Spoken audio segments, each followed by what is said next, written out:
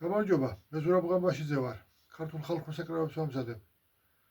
ფანდურის საყიდლად მოსვლებს ხშირად უკითხავთ. თვითონ უკრავ? ანუ გულისხმობენ რომ ალბათ გულისხმობენ რომ თუ უკრავ, ესე იგი კარგ ფანდურს გავაკეთებ. თუ არა და ესე იგი ვერ არის ესეთი სათანადო ფანდური არ არის. ისე რაც უკითხავთ ხოლმე. ხარ უპასუხობ, ვახერხებ დაკვრას. ერთი ორ სისის უთხარი, არა მეთქი არ უკრავ. როგორ გაცვაბო, როგორ აკეთებო? სულ არ მეთქი, საჭირო დაკვრა. რომ ფანდური გააკეთო და ნებისმიერი საკრავი, მხოლოდ ფანდური არა, ნებისმიერი საკრავი რომ გააკეთოს. არ არის აუცილებელი რომ უკრავდე იმ საკრავზე. ინტერნეტში წლების წინ სტატიებს ვკითხულობდი, ვიდეოებს უცქერდი საკრავების გაკეთებაზე. იქ სხვადასხვა ოსტატის ასე ვთქვათ, ჩემთვის ზღაპრებია. მოდი ასეც მოვიხსენებ ზღაპრები, წავიკითხე. რომ თუ არ უკრავ, ვერ გააკეთებ. მოდი არ ჩამოვთვლი იმ ზღაპრებს, აზრი არა აქვს რა. ზოგი რას ამობს, ზოგი რას ამობს. თუ არ უკრავ, ესე იგი კარგ საკრავს ვერ გააკეთებ. არა და დაკვრა და საკრავის გაკეთება სულ სხვადასხვა რამეა. მაგალითად მე მხოლოდ რომ უკრავდე, ალბათ მეც მარტივად დავიჯერებდი, რომ ვინც აკეთებს, ანუ ოსტატი თუ უკრავს კიდეც, უკეთეს საკრავს გააკეთებს, მაგრამ კიდევ ერთხელ გავიმეორებ, რომ არ არის აუცილებელი, რომ უკრავდეს თვითონ ოსტატი. მაგალითად, ამ ფანდურზე ჩვეულებრივ რომ ვაყენებ ხოლმე სიმები, ანუ სიმაღლე არის დაახლოებით თითქმის 4 მმ-ია მე-12 ხიდთან სიმებსა და ხიდს შორის. ორი პიროვნება ზუსტად მახსოვს, რომლებიც არიან. მოვიდა ნახე და მე უფრო დაბალზე მინდა სიმები იყოს. ზოგს უნდა რომ გართხმული იყოს ხიდებზე სიმი, გართხმული, რა თქმა უნდა ზუსტად დადებული არა, მაგრამ თვალზომით როგორც მაჩვენეს 2 მმ უნდა იყოს სიმებსა და მე-12 ხიდს შორის მანძილი. ჩემთვის ძალიან დაბალია, მათ ასე ურჩევნიათ. აი გავაკეთე მე ეს ფანდური, მოვიდა და მაღალია სიმები არ ვარგა. არ მაწყობს ესეთი. რა აზრი აქვს ხომ? ჩემ დაკვრის ცოდნას. მithქვამს რომ ჩემი პირველი ფანდური თბილისში ვარძის ქუჩაზე გაკეთებული ფანდური მქონდა. სიგანე სათავესთან 26 მმ იყო. და რო გადავზომე, ალბათ უცელთან უწევდა 250 მმ, ანუ 25 სანტიმეტრი. იქ 32 მმ იყო სიგანე და ეს ზომა ავიღე. მას მერე, ანუ პირველი ფანდური რო გავაკეთე, ესე გავაკეთე.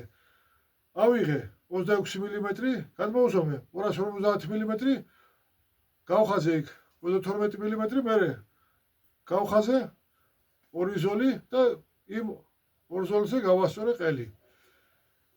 სისქე 23 მმ იყო. სქელი იყო ჩემთვის, თვლი რომ სქელია, 20 მმ-ზე დავათხელე ყელი. 20 მმ იყო. შემდეგ კიდე დავათხელე 18-ზე, 17-ზე. რამოდენიმე ფანდური გავაკეთე უფრო თხელი, რომ ნათქვამი მქონდათ, რომ თხელი უნდა იყოს ყელი, სოლოებს რომ უკრავ. 15 მმ-ზე დავათხელე. 15 მმ ჩემი ხელისთვის თხელია. აქაც იგივე შემიძლია ვთქვა, ზოგს თხელი ყელი ურჩევნია. ზოგს ოდნავ სქელი 15 და მაგალითად 16 მმ შორის 1 მმ სათქმელად არაფერია ხო, მაგრამ ხელი გრძნობს იმ სხვაობას. მაინც სხვანაირად ჯდება ხელი.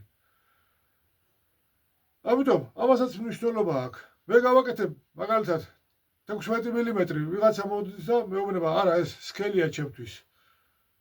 იგივე ხო, რა აზრი აქვს მე უკრავ თუ არ უკრავ ფანდურზე. მისთვის სქელია ის 16 მმ და უნდა რომ უფრო თხელი იყოს. იგივე 26 მმ წლებია ვაკეთებდი და ერთ-ერთ რამოდენიმე წლის წინ ერთ-ერთმა მასწავლებელმა მთხოვა, ზურა, უნდა რომ დავიწროვო ყელიო. მე სხვა მასწავლებლებსაც ვკითხე, მაგალითად 26-ის ნაცვლად 25 მმ რომ იყოს სათავესთან. კი, არაფერი არ უშიშო. ზოგადად ის მითხრა, რომ ბავშვებისთვის უკეთესია ვიწრო რომ არის. მას შემდეგ სასწავლო ფანდურებს 25 მმ-ს ვაკეთებ. შესაბამისად 250 მმ-ში 31 მმ-ია. ანუ ის კუთხე ისევ დავტოვე.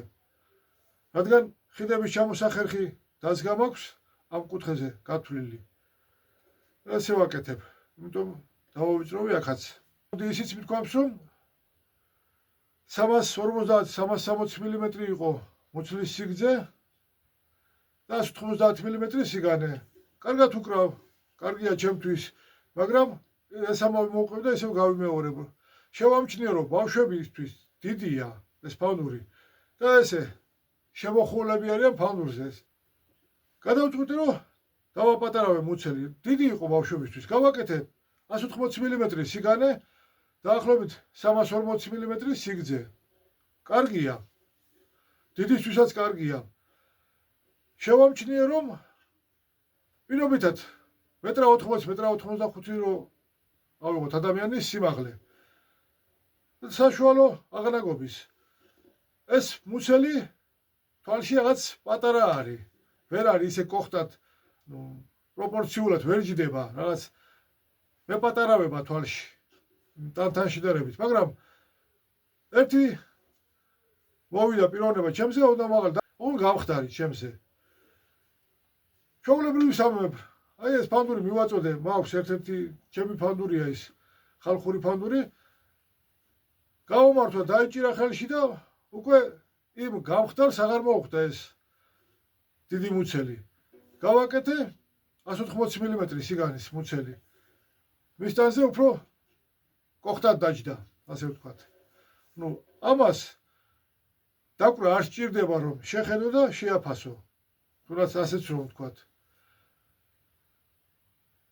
უბრალოდ მე რომ უკრავ ფანდურზე, მიმარტივდება ფანდურის გაკეთება. თუნდაც იგივე რომ 23 მმ იყო სისქე და ხელში მოუხერხებელი იყო ჩემთვის და დავათხელე 20 მმ-ზე. მე ისევ გამოსtildeებით დავათხელე, მაგრამ ჩემ ხელში 26 მმ-იანი ყელი კარგი იყო, ხომ? ხო, მასწავლებელმა რომ თუ რა უნდა დაავიწროვე ბავშვებისთვის ჯობს. ანუ ჩემი გამოსtildeება არ იყო. რა აზრი აქვს? ისევ გამეორებ, რა აზრი აქვს მე უკრავ თუ არა, ხო? უფრო მოსახერხებელია რომ 25 მმ ყოფილიყო, ესე იგი. გავითვალისწინე. უბრალოდ მხოლოდ ისევ გამეორებ, რომ მოსახერხებელი იმით არის, რომ ყოველ წვრილმანზე არ მჭირდება მასწავლებელთან მისვლა, ანუ ეგ მასწავლებელიც არ იყოს და ესე უბრალოდ უკრავს, ადამიანი პროფესიონალია. კარგად უკრავს და იცის რა და როგორ არის საჭირო.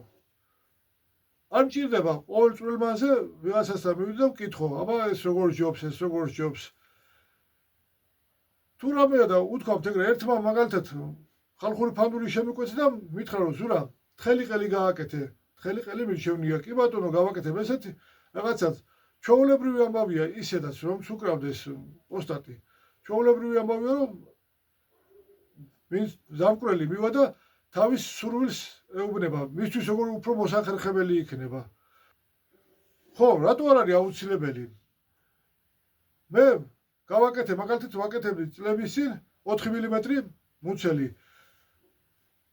მოვიდა ადამიანი გავმართო, დაუკრა. ხო, კი, კარგი ხმა აქვს, მაგრამ მოვსინჯე უბრალოდ და გავაკეთე 3 მმ ნახევარი. მოვიდა ადამიანი დაუკრა, ხო, რაღაც მომეწონა უკეთესია. ხო, კი ბატონო, კარგია. გავაკეთე 3 მმ ნახევარი. მე კიდე რაღაცა მithქვამს რომ მაგარი ხე რომელიც არის 3 მმ-ზე ვათხელებ მუცლის ფიცრებს. მუცლის კედელი ქვია ამას. 3 მმ-ზე ვაყენებ მურყანს 3 და 3 სამნახევარზე. ცოტა უფრო რბილია და ოდნავ სქელი უნდა იყოს. კი ბატონო, თქვათ რაღაცა კიდე აბა მოვსინჯოთ 3 მმ. პირობითად არ მომეწონა, რაღაც თხელი იყო. ძალიან თხელი მუცელიც არ ვარ კედელი, რადგან როგორ ავხსნა რომ აღარ შეირხევა მუცელი. იფართხუნებს, ასე გადამავწყვე სიტყვა. უпросто იფართხალებს მუცელი და ვეღარ მოგცემს სათანადო ბგერას, ძალიან თხელი თუ იქნა მუცელი. პირობითად ავიღეს 3 მმ და აღარ მომეწონა ბგერა, ვეღარ მომცა სათანადო ბგერა. ანუ ესე იგი ცოტა უნდა გავასქელო. კედელი ისევ სქელი უნდა ავიღო. ამას განსაზღვრავს ოსტატი. კედლის სისქეს დამკვრელმა ხომ არ იცის რა სისქეა კედელი. ან თუნდაც პირის სისქე რომ ცოტა მაგარი თუ არის ნაძვი მithქვამს რომ ეს ხელით ვამოწმებ. მაგარი თუა 3.5 მმ-იც გამიკეთებია პირის ფიცარი და 4 ნახევარიც. ძირითადად კი 4 მმ-ია ხოლმე. ეს უნდა გაითვალისწინოს ოსტატმა და არა ის რომ დაუკრავ მე როგორი იქნება. კიდევ გავიმეორებ რომ სხვის ფანდურებზე არ ვიტყვი, ჩემი ფანდურები რო უკრავ დამკვრელს სულ სხვა რამე სმის. სმენელთან დაახლოებით 2-ჯერ ძლიერი ხმა მიდის. წინ მიაქვს ხმა ჩემ გაკეთებულ ფანდურებს. მე კეთებელი რო დავიждები და დავკრავ სულ სხვა ხმა მესმის, არ ვიცი რა ხმა მიდის სმენელთან. ამიტომ უნდა მოვიდეს ვიღაც, კარგად ვინც უკრავს. დამწყებით ვერ მისცემს სათანადო ბგერას ფანდურებს. კარგად უნდა უკრავდეს. დაუკრავს ვიცი რომ პირობითად იმ ფანდურზე კედელი არის 3.5 მმ და მეორე ფანდური მაქვს იგივე ხე 3 და 3 მმ. შევაფასებ ბგერა. ხო ამას ცოტა ესეთი ბგერა აქვს, იმას ცოტა ესეთი ბგერა აქვს. ვიცი რომ დაახლოებით ეს მომცა და ეს უნდა გაითვალისწინოს ოსტატმა. ანუ თუნდაც მუცლის ზომა ხომ ვიცით რომ რაც უფრო დაბალია საკრავი დაბალი ბგერებზე უნდა ავაწყოთ, მუცელი ჯობს უფრო დიდი იყოს რომ უფრო მეტად გააძლიეროს ის დაბალი ბგერები. და პატარა მუცელი უფრო მაღალ ბგერებს გააძლიერებს. ამის ცოდას არ სჭირდება ხო? დაკვრა იცის თუ არა ოსტატმა. უბრალოდ იცის რომ დაბალი წყობის საკრავს უფრო დიდი მუცელი უნდა ქონდეს და მჟღერი გრძელი უნდა იყოს. მაღალი წყობის საკრავის მუცელი უფრო პატარა და მჟღერი მოკლე უნდა იყოს, რომ უკეთეს ჟღერადობას ვიღებთ, ასე უკეთეს ბგერებს ვიღებთ. ოსტატი თუ უკრავს მოსახერხებელია მისთვის რომ ყველა წვრილმანზე არ უწევს დამკვრელთან მისვლა და აბა ეს როგორ გავაკეთო, ეს იგივე ვთქვათ, ყელი უფრო თხელი ჯობს, უფრო სქელი ჯობს თუ როგორ ჯობს. ამიტომ არ არის აუცილებელი ოსტატი უკრავს თუ არ უკრავს. ნებისმიერ საკრავის მკეთებელი ოსტატი იმ საკრავზე უკრავს თუ არა, რა საკრავსაც აკეთებს. დღეს კი დაგემშვიდობებით.